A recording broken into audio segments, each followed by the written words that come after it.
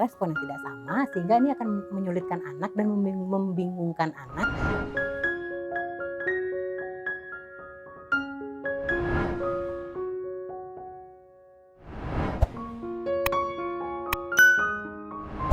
Satu lagi yang harus diperhatikan pada saat membangun komunikasi yang efektif dan bagaimana sikap dasar berbicara kepada anak adalah kesamaan respon antara ayah dan ibu, kesamaan respon antara orang tua. Sehingga pada saat anak bercerita kepada orang tua, ibunya akan bereaksi seperti A, dan pada saat anak bercerita kepada ayah, ayah juga reaksinya A.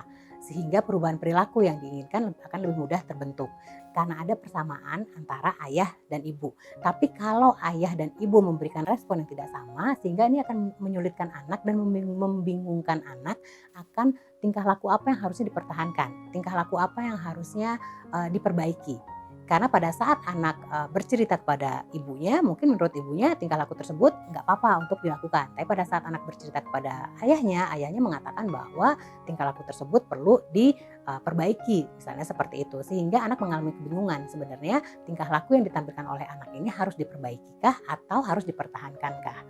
Jadi kesamaan antara orang tua, antara ayah dan ibu ini sangat penting untuk perkembangan perilaku anak ke depannya. Jangan sampai nanti anak mengalami kebingungan karena tidak adanya kesamaan visi dan misi antara orang tua dengan anak. Begitu juga untuk hal-hal lainnya, bukan hanya perilaku. Misalnya untuk gaya berpakaian, misalnya seperti itu. Atau bagaimana cara menanggapi teman yang melakukan bully, misalnya bagaimana seperti apa, itu juga harus terjadi kesamaan visi dan misi antara orang tua, antara ayah dan ibu. Dan agar terjadi kesamaan antara visi misi antara ayah dan ibu ini juga dipengaruhi oleh hubungan yang harmonis antara kedua orang tua.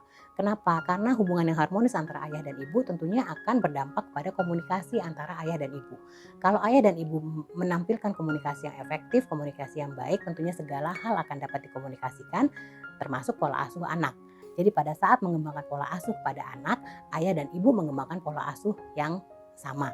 Sehingga apa yang dicapai, apa value keluarganya, apa disiplin yang ingin diterapkan kepada anak akan tercapai. Ikuti terus sosial media Tanam Benih untuk mendapatkan video-video parenting lainnya.